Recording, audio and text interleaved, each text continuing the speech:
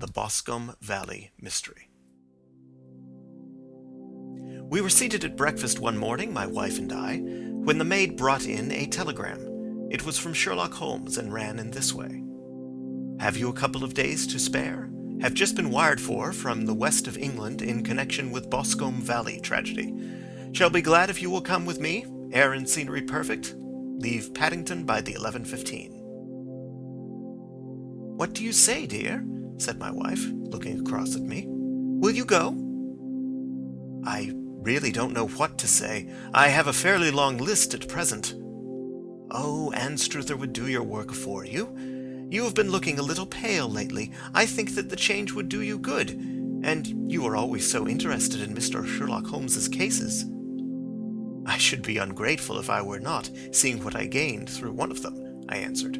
But if I am to go, I must pack at once, for I have only half an hour.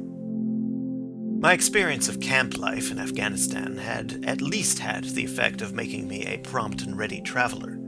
My wants were few and simple, so that in less than the time stated, I was in a cab with my valise, rattling away to Paddington Station. Sherlock Holmes was pacing up and down the platform, his tall, gaunt figure made even gaunter and taller by his long grey travelling cloak and close-fitting cloth cap. "It is really very good of you to come, Watson," said he. "It makes a considerable difference to me having someone with me on whom I can thoroughly rely. Local aid is always either worthless or else biased. If you will keep the two corner seats, I shall get the tickets." We had the carriage to ourselves, save for an immense litter of papers which Holmes had brought with him. Among these he rummaged and read, with intervals of note-taking and of meditation, until we were past Reading. Then he suddenly rolled them all into a gigantic ball and tossed them up onto the rack. "Have you heard anything of the case?" he asked. "Not a word. I have not seen a paper for some days. The London press has not had very full accounts. I have just been looking through all the recent papers in order to master the particulars. It seems from what I gather to be one of those simple cases which are so extremely difficult." "That sounds a little paradoxical." "But it is profoundly true. Singularity is almost invariably a clue. The more featureless and commonplace a crime is, the more difficult it is to bring it home. In this case, however, they have established a very serious case against the son of the murdered man." "It is a murder, then?" "Well, it is conjectured to be so. I shall take nothing for granted until I have the opportunity of looking personally into it. I will explain the state of things to you as far as I have been able to understand it in a very few words. Boscombe Valley is a country district not very far from Ross in Herefordshire. The largest landed proprietor in that part is a Mr. John Turner, who made his money in Australia and returned some years ago to the old country. One of the farms which he held, that of Hatherley, was lent to Mr. Charles McCarthy, who was also an ex-Australian. The men had known each other in the colonies, so that it was not unnatural that, when they came to settle down, that they should do so as near each other as possible. Turner was apparently the richer man, so McCarthy became his tenant, but still remained, it seems, upon terms of perfect equality, as they were frequently together. McCarthy had one son, a lad of 18, and Turner had an only daughter of the same age, but neither of them had wives living. They appear to have avoided the society of the neighbouring English families and to have led retired lives, though both the McCarthys were fond of sport and were frequently seen at the race meetings of the neighbourhood. McCarthy kept two servants, a man and a girl. Turner had a considerable household, some half-dozen at the least. That is as much as I have been able to gather about the families. Now for the facts. On June 3rd, that is Monday last, McCarthy left his house at Hatherley about 3 in the afternoon and walked down to the Boscombe Pool, which is a small lake formed by the spreading out of the stream which runs down the Boscombe Valley. He had been out with his serving man in the morning at Ross, and he had told the man that he must hurry, as he had an appointment of importance to keep at 3. From that appointment he never came back alive. From Hatherley farmhouse to the Boscombe Pool is a quarter of a mile, and 2 people saw him as he passed over this ground. One was an old woman, whose name is not mentioned, and the other was William Crowder, a gamekeeper in the employ of Mr. Turner. Both these witnesses deposed that Mr. McCarthy was walking alone. The gamekeeper adds that within a few minutes of his seeing Mr. McCarthy pass, he had seen his son, Mr. James McCarthy, going the same way with a gun under his arm. To the best of his belief, the father was actually in sight at the time and the son was following him. He thought no more of the matter until he heard in the evening of the tragedy that had occurred. The two McCarthys were seen after the time when William Crowder, the gamekeeper, lost sight of them. The Boscombe Pool is thickly wooded round, with just a fringe of grass and of reeds round the edge. A girl of 14, Patience Moran, who is the daughter of the lodgekeeper of the Boscombe Valley estate, was in one of the woods picking flowers. She states that while she was there she saw, at the border of the wood and close by the lake, Mr. McCarthy and his son, and that they appeared to be having a violent quarrel. She heard Mr. McCarthy the elder using very strong language to his son, and she saw the latter raise up his hand as if to strike his father. She was so frightened by their violence that she ran away and told her mother when she reached home that she had left the two McCarthys quarrelling near Boscombe Pool, and that she was afraid that they were going to fight. She had hardly said the words when young Mr. McCarthy came running up to the lodge to say that he had found his father dead in the wood, and to ask for the help of the lodgekeeper. He was much excited, without either his gun or his hat, and his right hand and sleeve were observed to be stained with fresh blood.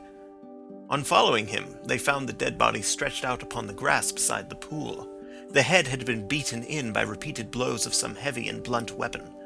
The injuries were such as might very well have been inflicted by the butt end of his son's gun, which was found lying on the grass within a few paces of the body. Under these circumstances, the young man was instantly arrested, and a verdict of willful murder having been returned at the inquest on Tuesday, he was on Wednesday brought before the magistrates at Ross, who have referred the case to the next assizes. Those are the main facts of the case, as they came out before the coroner and the police court. I could hardly imagine a more damning case, I remarked. If ever circumstantial evidence pointed to a criminal, it does so here. Circumstantial evidence is a very tricky thing, answered Holmes thoughtfully. It may seem to point very straight to one thing, but if you shift your own point of view a little, you may find it pointing in an equally uncompromising manner to something entirely different. It must be confessed, however, that the case looks exceedingly grave against the young man, and it is very possible that he is indeed the culprit. There are several people in the neighborhood, however, and among them Miss Turner, the daughter of the neighboring landowner, who believe in his innocence, and who have retained Lestrade, whom you may recollect in connection with the study in scarlet, to work out the case in his interest. Lestrade, being rather puzzled, has referred the case to me, and hence it is that two middle-aged gentlemen are flying westward at 50 miles an hour, instead of quietly digesting their breakfasts at home. I am afraid, said I, that the facts are so obvious that you will find little credit to be gained out of this case. There is nothing more deceptive than an obvious fact, he answered, laughing. Besides, we may chance to hit upon some other obvious facts, which may have been by no means obvious to Mr. Lestrade. You know me too well to think that I am boasting when I say that I shall either confirm or destroy his theory by means which he is quite incapable of employing or even of understanding. To take the first example to hand, I very clearly perceive that in your bedroom the window is upon the right-hand side, and yet I question whether Mr. Lestrade would have noticed even so self-evident a thing as that. How on earth? My dear fellow, I know you well. I know the military neatness which characterizes you. You shave every morning, and in this season you shave by the sunlight. But since your shaving is less and less complete as we get farther back on the left side, until it becomes positively slovenly as we get round the angle of the jaw, it is surely very clear that that side is less illuminated than the other. I could not imagine a man of your habits looking at himself in an equal light and being satisfied with such a result. I only quote this as a trivial example of observation and inference. Therein lies my métier, and it is just possible that it may be of some service in the investigation which lies before us. There are one or two minor points which are brought out in the inquest and which are worth considering. What are they? It appears that his arrest did not take place at once, but after the return to Hatherley Farm. On the inspector of constabulary informing him that he was a prisoner, he remarked that he was not surprised to hear it, and that it was no more than his deserts. This observation of his had the natural effect of removing any traces of doubt which might have remained in the minds of the coroner's jury. "It was a confession," I ejaculated. "No, for it was followed by a protestation of innocence. Coming on top of such a damning series of events, it was at the least a most suspicious remark." "On the contrary," said Holmes, "it is the brightest rift which I can at present see in the clouds. However innocent he might be, he could not be such an absolute imbecile as not to see that the circumstances were very black against him. Had he appeared surprised at his own arrest, or feigned indignation at it, I should have looked upon it as highly suspicious, because such surprise or anger would not be natural under the circumstances, and yet might appear to be the best policy to a scheming man. His frank acceptance of the situation marks him as either an innocent man, or else as a man of considerable self-restraint and firmness. As to his remark about his deserts, it was also not unnatural, if you consider that he stood beside the dead body of his father, and that there is no doubt that he had that very day so far forgotten his filial duty as to bandy words with him, and even, according to the little girl whose evidence is so important, to raise his hand as if to strike him. The self-reproach and contrition which are displayed in his remark appear to me to be the signs of a healthy mind rather than of a guilty one." I shook my head. "Many men have been hanged on far slighter evidence," I remarked. "So they have, and many men have been wrongfully hanged." "What is the young man's own account of the matter?" "It is, I am afraid, not very encouraging to his supporters, though there are one or two points in it which are suggestive. You will find it here and may read it for yourself." He picked out from his bundle a copy of the local Herefordshire paper, and having turned down the sheet, he pointed out the paragraph in which the unfortunate young man had given his own statement of what had occurred. I settled myself down in the corner of the carriage and read it very carefully. It ran in this way: "Mr. James McCarthy, the only son of the deceased, was then called and gave evidence as follows. I had been away from home for 3 days at Bristol, and had only just returned upon the morning of last Monday the 3rd. My father was absent from home at the time of my arrival, and I was informed by the maid that he had driven over to Ross with John Cobb, the groom. Shortly after my return, I heard the wheels of his trap in the yard, and, looking out of my window, I saw him get out and walk rapidly out of the yard, though I was not aware in which direction he was going. I then took my gun and strolled out in the direction of the Boscombe pool with the intention of visiting the rabbit warren which is upon the other side. On my way I saw William Crowder, the gamekeeper, as he had stated in his evidence, but he is mistaken in thinking that I was following my father. I had no idea that he was in front of me. When about 100 yards from the pool I heard a cry of coo-ee, which is an unusual signal between my father and myself. I then hurried forward and found him standing by the pool. He appeared to be much surprised at seeing me and asked me rather roughly what I was doing there. A conversation ensued which led to high words and almost to blows, for my father was a man of a very violent temper. Seeing that his passion was becoming ungovernable, I left him and returned towards Hatherley Farm. I had not gone more than 150 yards, however, when I heard a hideous outcry behind me, which caused me to run back again. I found my father expiring upon the ground with his head terribly injured. I dropped my gun and held him in my arms, but he almost instantly expired. I knelt beside him for some minutes, and then made my way to Mr. Turner's lodge-keeper, his house being the nearest, to ask for assistance.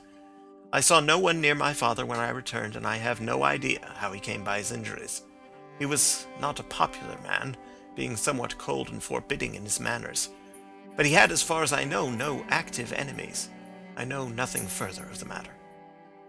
The coroner: "Did your father make any statement to you before he died?"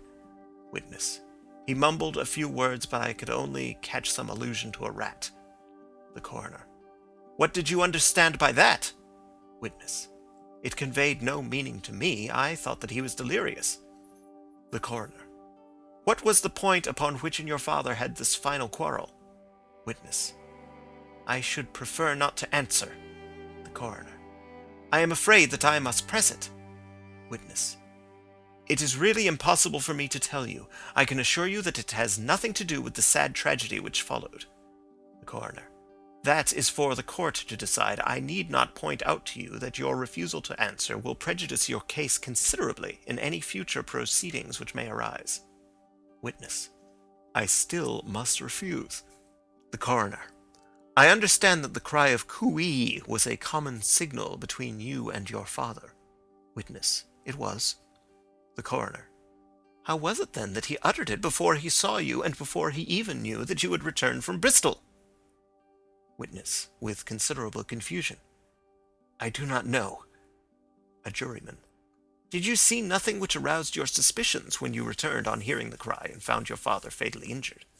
Witness: Nothing definite. The coroner: What do you mean? Witness: I was so disturbed and excited as I rushed out into the open that I could think of nothing except my father. Yet I have a vague impression that, as I ran forward, something lay upon the ground to the left of me. It seemed to be something grey in colour, a coat of some sort, or a plaid, perhaps. When I rose from my father, I looked round for it, but it was gone. Do you mean that it had disappeared before you went to help? Yes, it was gone. You cannot say what it was? No, I had a feeling something was there. How far from the body? 12 yards or so. And how far from the edge of the wood? About the same. Then if it was removed, it was while you were within 12 yards of it? Yes, but with my back towards it. This concluded the examination of the witness. I see, said I as I glanced down the column, that the coroner in his concluding remarks was rather severe upon young McCarthy. He calls attention, and with reason, to the discrepancy about his father having signaled to him before seeing him, and also to his refusal to give details of his conversation with his father, and his singular account of his father's dying words. They are all, as he remarks, very much against the son. Holmes laughed softly to himself, and stretched himself out upon the cushioned seat. Both you and the coroner have been at some pains, said he, to single out the very strongest points in the young man's favour. Don't you see that you alternately give him credit for having too much imagination and too little? Too little if he could not invent a cause of quarrel which would give him the sympathy of the jury. Too much if he evolved from his own inner consciousness anything so outré as a dying reference to a rat, and the incident of the vanishing cloth. No, sir, I shall approach this case from the point of view that what this young man says is true, and we shall see whither that hypothesis will lead us. And now here is my pocket Petrarch, and not another word shall I say of this case until we are on the scene of action. We lunch at Swindon, and I see that we shall be there in 20 minutes. It was nearly 4 o'clock when we at last, after passing through the beautiful Stroud Valley and over the broad gleaming Severn, found ourselves at the pretty little country town of Ross. A lean ferret-like man, furtive and sly-looking, was waiting for us upon the platform. In spite of the light brown dustcoat and leather leggings which he wore in deference to his rustic surroundings, I had no difficulty in recognizing Lestrade of Scotland Yard. With him we drove to the Hereford Arms, where a room had already been engaged for us. "I have ordered a carriage," said Lestrade as we sat over a cup of tea. "I knew your energetic nature, and that you would not be happy until you had been on the scene of the crime." "It was very nice and complimentary of you," Holmes answered. "It is entirely a question of barometric pressure." Lestrade looked startled. "I do not quite follow," he said. "How is the glass? 29, I see. No wind and not a cloud in the sky. I have a case full of cigarettes here which needs smoking, and the sofa is very much superior to the usual country hotel abomination. I do not think that it is probable that I shall use the carriage tonight." Lestrade laughed indulgently. "You have no doubt already formed your conclusions from the newspapers," he said. "The case is as plain as a pikestaff, and the more one goes into it, the plainer it becomes. Still, of course, one can't refuse a lady, and such a very positive one, too. She has heard of you, and would have your opinion, though I repeatedly told her that there was nothing which you could do which I had not already done. Why, bless my soul, here is her carriage at the door." He had hardly spoken before there rushed into the room one of the most lovely young women that I have ever seen in my life. Her violet eyes shining, her lips parted, a pink flush upon her cheeks, all thought of her natural reserve lost in her overpowering excitement and concern. "Oh, Mr. Sherlock Holmes!" she cried, glancing from one to the other of us, and finally with a woman's quick intuition fastening upon my companion. "I am so glad that you have come. I've driven down to tell you so. I know that James didn't do it. I know it, and I want you to start upon your work knowing it too. Never let yourself doubt upon that point. We have known each other since we were little children, and I know his faults, as no one else does, but he is too tender-hearted to hurt a fly. Such a charge is absurd to anyone who really knows him." "I hope we may clear him, Miss Turner," said Sherlock Holmes. "You may rely upon my doing all that I can." "But you have read the evidence. You have formed some conclusion. Do you not see some loophole, some flaw? Do you not yourself think that he is innocent?" "I think that it is very probable." "There now," she cried, throwing back her head and looking defiantly at Lestrade. "You hear? He gives me hopes." Lestrade shrugged his shoulders. "I am afraid that my colleague has been a little quick in forming his conclusions," he said. "But he is right. Oh, I know that he is right. James never did it. And about his quarrel with his father, I am sure that the reason why he would not speak about it to the coroner is because I was concerned in it." "In what way?" asked Holmes. "It is no time for me to hide anything. James and his father had many disagreements about me. Mr. McCarthy was very anxious that there should be a marriage between us. James and I have always loved each other as brother and sister, but of course he is young and has seen very little of life yet, well, naturally he did not wish to do anything like that yet, so there were quarrels, and this, I am sure, was one of them." "And your father?" asked Holmes. "Was he in favor of such a union?" "No, he was averse to it also. No one but Mr. McCarthy was in favor of it."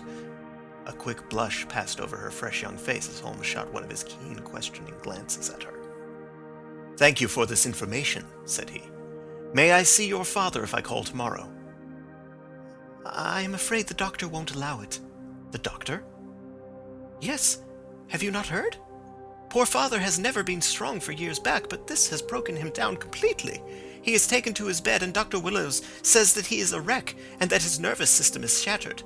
Mr. McCarthy was the only man alive who had known Dad in the old days in Victoria." "Ha! In Victoria, that is important." "Yes, at the mines." "Quite so, at the gold mines, where, as I understand, Mr. Turner made his money." "Yes, certainly." "Thank you, Miss Turner. You have been of material assistance to me. You will tell me if you have any news tomorrow. No doubt you will go to the prison to see James. Oh, if you do, Mr. Holmes, do tell him that I know him to be innocent." "I will, Miss Turner." "I must go home now, for Dad is very ill, and he misses me so if I leave him. Goodbye, and God help you in your undertaking."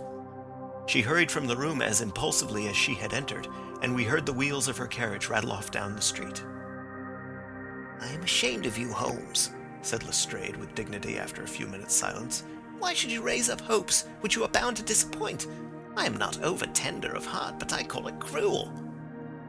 "I think that I see my way to clearing James McCarthy," said Holmes. "Have you an order to see him in prison?" "Yes, but only for you and me." "Then I shall reconsider my resolution about going out.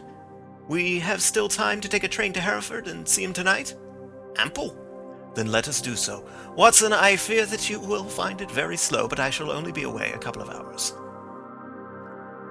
I walked down to the station with them, and then wandered through the streets of the little town, finally returning to the hotel, where I lay upon the sofa, and tried to interest myself in a yellow-backed novel.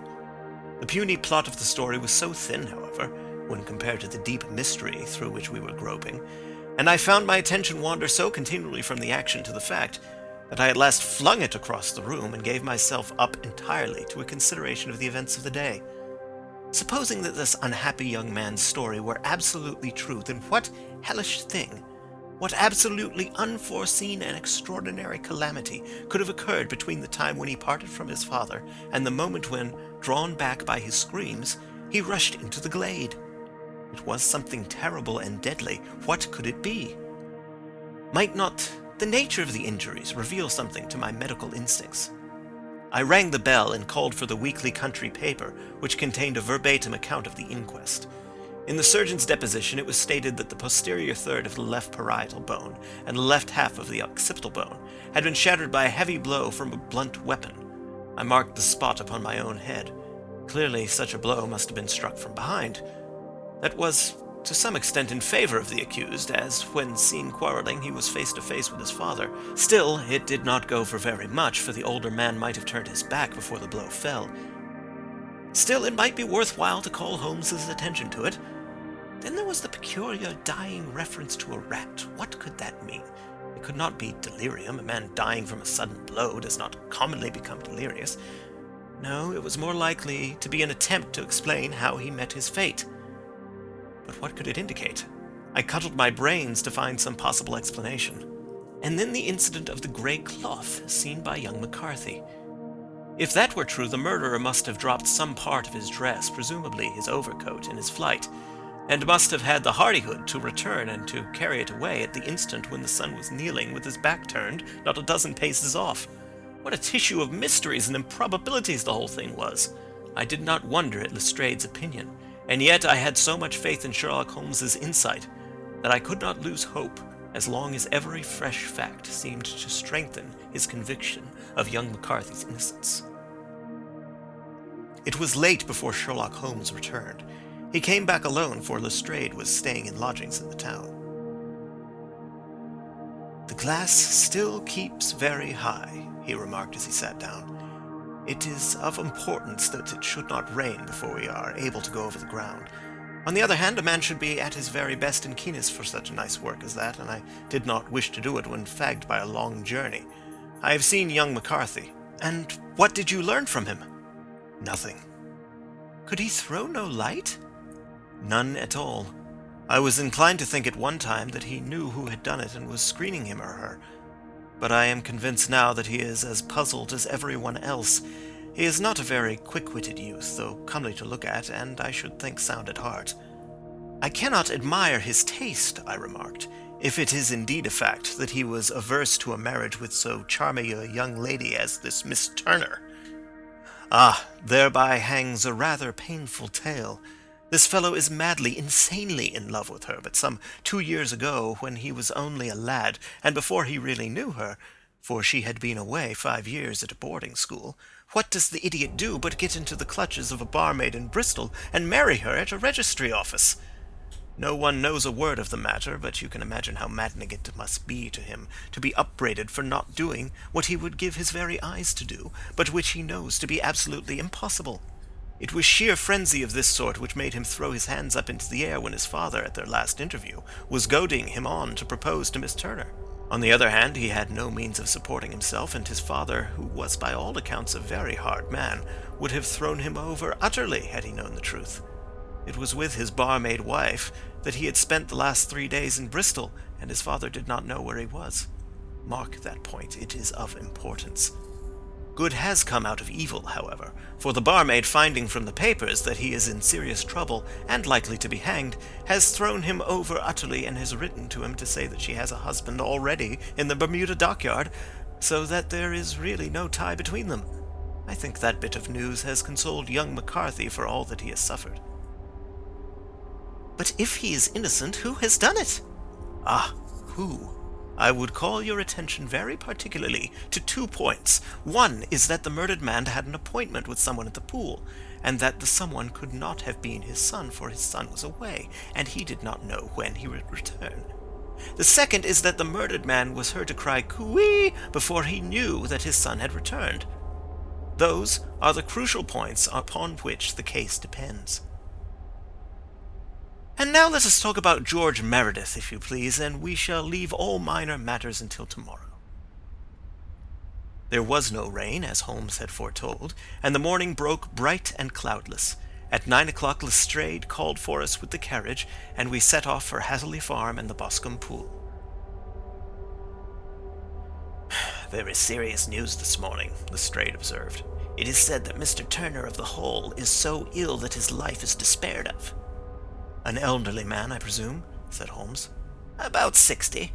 But his constitution has been shattered by his life abroad, and he has been in failing health for some time. This business has had a very bad effect upon him. He was an old friend of McCarthy's, and, I may add, a great benefactor to him, for I have learned that he gave him Hatherley Farm rent-free." "Indeed, that is interesting," said Holmes. "Oh, yes. In 100 other ways he has helped him. Everybody about here speaks of his kindness to him." Really? Does it not strike you as a little singular that this McCarthy, who appears to have had little of his own, and to have been under such obligations to Turner, should still talk of marrying his son to Turner's daughter, who is presumably heiress to the estate, and that in such a very cocksure manner, as if it were merely a case of proposal and all else would follow? It is the more strange since we know that Turner himself was averse to the idea. The daughter told us as much. Do you not deduce something from that? We have got to the deduces and the inferences, said Lestrade, winking at me. I find it hard enough to tackle facts home without flying away after theories and fancies. You are right, said Holmes demurely. You do find it very hard to tackle the facts. Anyhow, I have grasped one fact which you seem to find it difficult to get hold of, replied Lestrade with some warmth. And that is? That McCarthy Sr. met his death from McCarthy Jr., and that all theories to the contrary are the merest moonshine. Well, moonshine is a brighter thing than fog, said Holmes, laughing. But I am very much mistaken if this is not Hatherley Farm upon the left. Yes, that is it. It was a widespread, comfortable-looking building, 2-storied, slate-roofed, with great yellow blotches of lichen upon the grey walls. The drawn blinds and the smokeless chimneys, however, gave it a stricken look, as though the weight of this horror still lay heavy upon it. We called at the door, when the maid, at Holmes's request, showed us the boots which her master wore at the time of his death, and also a pair of the son's, though not the pair which he had then had. Having measured these very carefully from 7 or 8 different points, Holmes desired to be led to the courtyard, from which we all followed the winding track which led to Boscombe Pool. Sherlock Holmes was transformed when he was hot upon such a scent as this. Men who had only known the quiet thinker and logician of Baker Street would have failed to recognize him. His face flushed and darkened, his brows were drawn into 2 hard black lines, while his eyes shone out from beneath them with a steely glitter. His face was bent downward, his shoulders bowed, his lips compressed, and the veins stood out like whipcord in his long sinewy neck. His nostrils seemed to dilate with a purely animal lust for the chase, and his mind was so absolutely concentrated upon the matter before him that a question or remark fell unheeded upon his ears, or at the most only provoked a quick, impatient snarl in reply. Swiftly and silently he made his way along the track which ran through the meadows, and so by way of the woods to the Boscombe Pool. It was damp, marshy ground, as is all that district, and there were marks of many feet, both upon the path and amid the short grass which bounded it on either side. Sometimes Holmes would hurry on, sometimes stop dead, and once he made quite a little detour into the meadow. Lestrade and I walked behind him, the detective indifferent and contemptuous, while I watched my friend with the interest which sprang from the conviction that every one of his actions was directed towards a definite end. The Boscombe Pool, which is a little reed-girt sheet of water some 50 yards across, is situated at the boundary between the Hatherley Farm and the private park of the wealthy Mr. Turner. Above the woods which lined it upon the farther side we could see the red, jutting pinnacles which marked the site of the rich landowner's dwelling. On the Hatherley side of the pool the woods grew very thick, and there was a narrow belt of sodden grass 20 paces across between the edge of the trees and the reeds which lined the lake. Lestrade showed us the exact spot at which the body had been found, and indeed so moist was the ground that I could plainly see the traces which had been left by the fall of the stricken man. To Holmes, as I could see by his eager face and peering eyes, very many other things were to be read upon the trampled grass. He ran round, like a dog who is picking up a scent, and then turned upon my companion. "What did you go into the pool for?" he asked. "I fished about with a rake. I thought there might be some weapon or other trace, but how on earth—" "Oh, tut, tut, I have no time. That left foot of yours with its inward twist is all over the place. A mole could trace it, and there it vanishes among the reeds. Oh, how simple it would have all been had I been here before they came like a herd of buffalo and wallowed all over it. Here is where the party with the lodge-keeper came, and they have covered all tracks for 6 or 8 feet round the body, but here are 3 separate tracks of the same feet." He drew out a lens and lay down upon his waterproof to have a better view, talking all the time rather to himself than to us. "These are young McCarthy's feet. Twice he was walking, and once he ran swiftly so that the soles are deeply marked and the heels hardly visible. That bears out his story. He ran when he saw his father on the ground. Then here are the father's feet as he paced up and down. What is this, then? It is the butt end of the gun as the son stood listening, and this? Ha ha! What have we here? Tiptoes, tiptoes square, too. Quite unusual boots. They come, they go, they come again. Of course, that was for the cloak. Now, where did they come from? He ran up and down, sometimes losing, sometimes finding the track, until we were well within the edge of the wood and under the shadow of a great beech, the largest tree in the neighborhood. Holmes traced his way to the farther side of this and lay down once more upon his face with a little cry of satisfaction. For a long time he remained there, turning over the leaves and dried sticks, gathering up what seemed to me to be dust into an envelope, and examining with his lens not only the ground, but even the bark of the tree as far as he could reach. A jagged stone was lying among the moss, and this he also carefully examined and retained. Then he followed a pathway through the wood until he came to the high road, where all traces were lost. "It has been a case of considerable interest," he remarked, returning to his natural manner.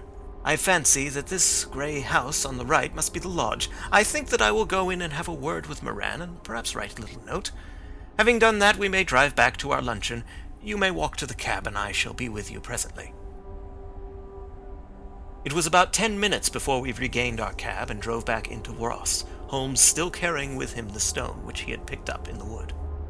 "This may interest you, Lestrade," he remarked, holding it out. "The murder was done with it." "I see no marks." "There are none." "How do you know, then?" "The grass was growing under it. It had only lain there a few days. There was no sign of a place whence it had been taken. It corresponds with the injuries. There is no sign of any other weapon." "And the murderer?" "Is a tall man, left-handed, limps with the right leg, wears thick-soled shooting boots and a grey cloak, smokes Indian cigars, uses a cigar holder, and carries a blunt penknife in his pocket. There are several other indications, but these may be enough to aid us in our search." Lestrade laughed. "I am afraid that I am still a skeptic," he said. "Theories are all very well, but we have to deal with a hard-headed British jury." "Nous verrons," answered Holmes calmly. "You work your own method, and I shall work mine. I shall be busy this afternoon, and shall probably return to London by the evening train." "And leave your case unfinished?" "No, finished." "But the mystery?" "It is solved." "Who is the criminal, then?" "The gentleman I describe." "But who is he?" "Surely it would not be difficult to find out. This is not such a populous neighborhood." Lestrade shrugged his shoulders. "I am a practical man," he said, "and I really cannot undertake to go about the country looking for a left-handed gentleman with a game leg. I should become the laughing-stock of Scotland Yard." "All right," said Holmes quietly. "I have given you the chance. Here are your lodgings. Goodbye. I shall drop you a line before I leave." Having left Lestrade at his rooms, we drove to our hotel, where we found lunch upon the table. Holmes was silent and buried in thought, with a pained expression upon his face, as one who finds himself in a perplexing position. "Look here, Watson," he said when the cloth was cleared. "Just sit down in this chair and let me preach to you for a little. I don't know quite what to do, and I should value your advice. Light a cigar and let me expound." "Pray do so." "Well, now, in considering this case, there are 2 points about young McCarthy's narrative which struck us both instantly, although they impressed me in his favor and you against him. One was the fact that his father should, according to his account, cry "Cooey" before seeing him. The other was his singular dying reference to a rat. He mumbled several words, you understand, but that was all that caught the son's ear. Now, from this double point our research must commence, and we will begin it by presuming that what the lad says is absolutely true. What of this cooey, then? Well, obviously it could not have been meant for the son. The son, as far as he knew, was in Bristol. It was mere chance that he was within earshot. The cooey was meant to attract the attention of whoever it was that he had the appointment with. But cooey is a distinctly Australian cry, and one which is used between Australians. There is a strong presumption that the person whom McCarthy expected to meet him at Boscombe Pool was someone who had been in Australia. What of the rat, then? Sherlock Holmes took a folded paper from his pocket and flattened it out on the table. "This is a map of the colony of Victoria," he said. "I wired to Bristol for it last night." He put his hand over part of the map. "What do you read?" "A rat," I read. "And now?" He raised his hand. Ballarat. Quite so. That was the word the man uttered, and of which his son only caught the last two syllables. He was trying to utter the name of his murderer. So-and-so of Ballarat. "It is wonderful!" I exclaimed. "It is obvious. And now you see I had narrowed the field down considerably. The possession of a grey garment was a third point which, granting the son's statement to be correct, was a certainty. We have come now out of mere vagueness to the definite conception of an Australian from Ballarat with a grey cloak. Certainly. And one who was at home in the district, for the pool can only be approached by the farm or by the estate, where strangers could hardly wander. Quite so. Then comes our expedition of today. By an examination of the ground I gained the trifling details which I gave to that imbecile Lestrade as to the personality of the criminal. But how did you gain them? You know my method. It is founded upon the observation of trifles. His height, I might know that you might roughly judge from the length of his stride. His boots, too, might be told from their traces. Yes, they were peculiar boots. But his lameness? The impression of his right foot was always less distinct than his left. He put less weight upon it. Why? Because he limped. He was lame. But his left-handedness? You were yourself struck by the nature of the injury as recorded by the surgeon at the inquest. The blow was struck from immediately behind, and yet was upon the left side. Now, how can that be, unless it were by a left-handed man? He had stood behind that tree during the interview between the father and son. He had even smoked there. I found the ash of a cigar, which my special knowledge of tobacco ashes enables me to pronounce as an Indian cigar. I have, as you know, devoted some attention to this, and written a little monograph on the ashes of 140 different varieties of pipe, cigar, and cigarette tobacco. Having found the ash, I then looked round and discovered the stump among the moss where he had tossed it. It was an Indian cigar, of the variety which are rolled in Rotterdam. And the cigar holder? I could see that the end had not been in his mouth, therefore he used a holder. The tip had been cut off, not bitten off, but the cut was not a clean one, so I deduced a blunt penknife.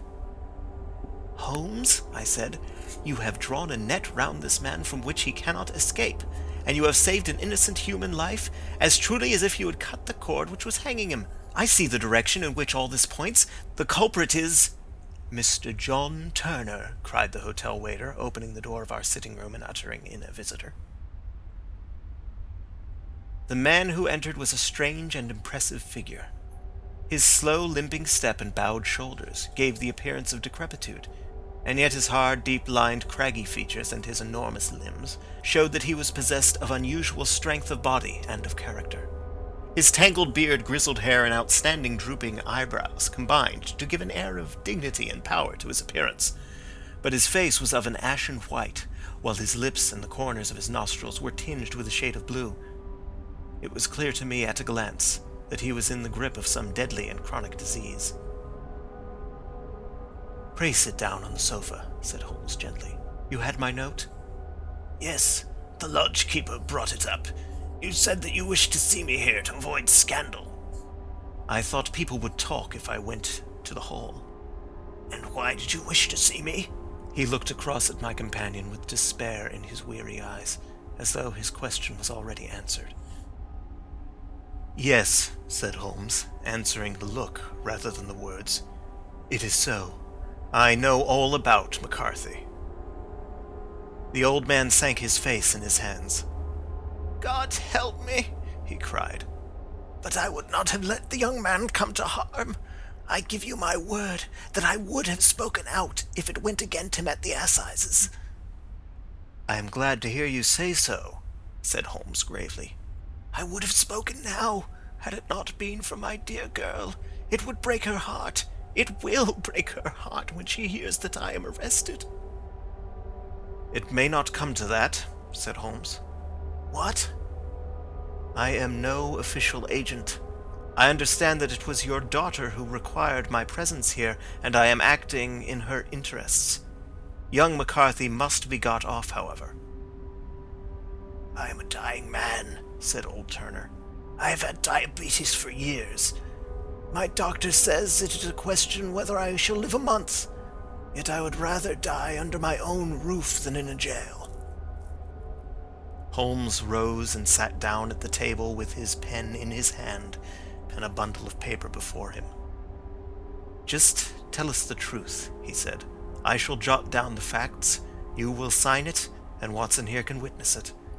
Then I could produce your confession at the last extremity to save young McCarthy.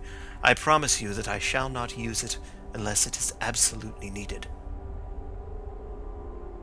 "It's as well," said the old man. "It's a question whether I shall live to the assizes, so it matters little to me, but I should wish to spare Alice the shock. And now I will make the thing clear to you. It has been a long time in the acting, but it will not take me long to tell. You didn't know this dead man, McCarthy. He was a devil incarnate, I tell you that.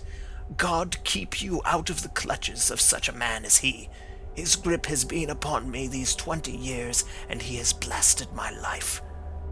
I'll tell you first how I came to be in his power. It was in the early 60s at the diggings. I was a young chap then, hot-blooded and reckless, ready to turn my hand at anything. I got among bad companions, took to drink, had no luck with my claim, took to the bush, and in a word became what you would call over here a highway robber. There were 6 of us, and we had a wild, free life of it, sticking up a station from time to time, or stopping the wagons on the road to the diggings. Black Jack of Ballarat was the name I went under, and our party is still remembered in the colony as the Ballarat Gang. One day, a gold convoy came down from Ballarat to Melbourne, and we lay in wait for it and attacked it. There were 6 troopers and 6 of us, so it was a close thing, but we emptied 4 of their saddles at the first volley. 3 of our boys were killed, however, before we got the swag. I put my pistol to the head of the wagon driver, who was this very man McCarthy. I wished to the Lord that I had shot him then, but I spared him, though I saw his wicked little eyes fixed on my face as though to remember every feature. We got away with the gold, became wealthy men, and made our way over to England without being suspected. There I parted from my old pals and determined to settle down to a quiet and respectable life. I bought this estate, which chanced to be in the market, and I set myself to do a little good with my money to make up for the way in which I had earned it. I married too, and though my wife died young, she left me my dear little Alice.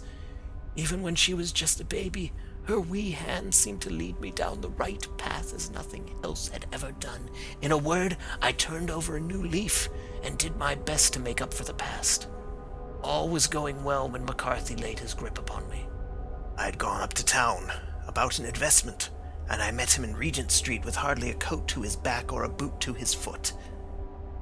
"Here we are, Jack," says he, touching me on the arm. "We'll be as good as a family to you. There's 2 of us, me and my son, and you can have the keeping of us. If you don't, it's a fine, law-abiding country is England, and there's always a policeman within hail." Well, down they came to the West Country. There was no shaking them off, and there they have lived rent-free on my best land ever since.